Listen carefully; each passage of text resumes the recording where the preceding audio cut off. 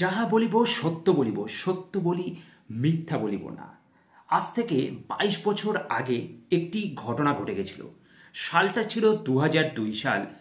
২০০২-এর শেষ রাত্র, অর্থাৎ 31st ইভিনিং, যেদিন গোটা কলকাতা মেতে থাকে আনন্দ উৎসবে, অর্থাৎ বর্ষবরণের আনন্দে। এবং ঠিক সেই দিনেই এক মহিলার সম্মান রক্ষা করতে গিয়ে কিছু পুলিশের হাতে মারা গেছিল আর এক পুলিশের সার্জেন্ট বাপি সেন।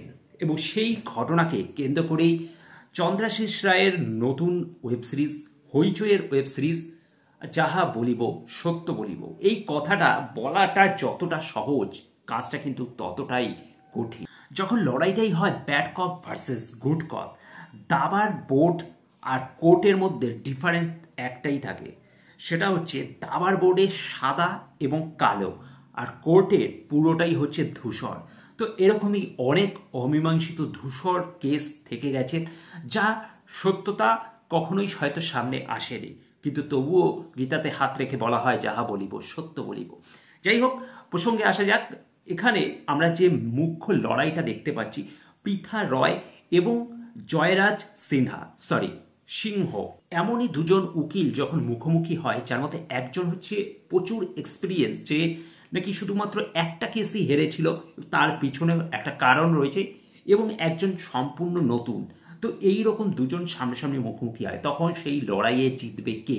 এখানে মুখ্য ভূমিকায় আমরা অভিনয় করতে দেখি মিমি চক্রবর্তী এবং টোটা রায় চৌধুরী। এছাড়াও অনেক পার্শ্ব চরিত্রও রয়েছে। সিরিজটি মূলত বাপি সেনের ঘটনাকে কেন্দ্র করে হলেও এটি মূলত একটি ফিকশনাল ড্রামা, এবং এর মধ্যে প্রচুর ইনসিডেন্ট রয়েছে। এবং অবশ্যই সিরিজের শেষে গিয়ে কিন্তু একটা সারপ্রাইজ রয়েছে, যদিও সেই সারপ্রাইজটা কোথাও গিয়ে প্রথম দিক থেকেই বোঝা যাচ্ছিল যে এটা কি হতে চলেছে বা কি হতে পারে ক্লাইম্যাক্সের টুইস্টটা। তবুও স্পয়লারের খাতিরে আমি এটা বলছি না, কিন্তু আশা করি যারা দেখবে তারা কোথাও গিয়ে বুঝেই যাবে প্রথম দিকে যে শেষের চমকটা অ্যাকচুয়ালি কি।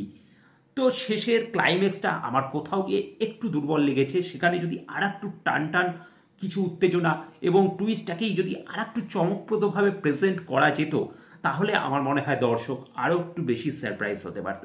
কিন্তু চমকটা আসে, কিন্তু খুবই সাধারণভাবে, যে কারণে হয়তো সেই সারপ্রাইজটা আমরা যেটা আগে থেকে গেস করেছিলাম সেটা কিন্তু সেইভাবে আমাদের কাছে এফেক্টিভ হয় না বলে আমার মনে হয়েছে।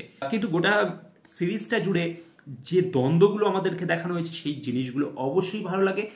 বিশেষ করে এখানে মিমি চক্রবর্তী এবং টোটা রয় অভিনয়টা, দুজনের পারফরমেন্স সত্যি অসাধারণ। বিশেষ করে কোর্টের মধ্যে বেশ কিছু জায়গা ছিল যেখানে দুজনের লড়াই কিন্তু বেশ জমে গেছিল। বিশেষ করে একটা জায়গায় ডেট চাওয়া নিয়ে যখন মিমি বলে, অর্থাৎ টোটা রয়ের উদ্দেশ্যে, যে তার এই ডেটটা প্রয়োজন কারণ ফলস এভিডেন্স বানাতে তার কাজে লাগবে, তখন যে হঠাৎ করে জয়রাজ সিংহের খোঁজে যাওয়া এবং তার এগেনস্টে যখন নাকি মিমিকে রিপ্লাইটা দিল, ওই জায়গাটা কিন্তু অসাধারণ লেগেছে।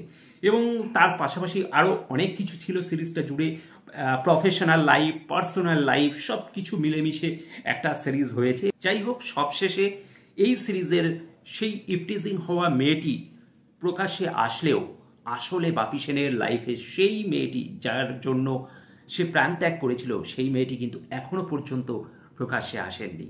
তো এটাই হচ্ছে আসল ফ্যাক্ট। তো যাই হোক, এটাই ছিল আজকের ভিডিও। যদি তোমাদের ভিডিওটা ভালো লাগে অবশ্যই লাইক শেয়ার করে দেবে আর চ্যানেলটা সাবস্ক্রাইব করে সাথে থাকবে। Thank you.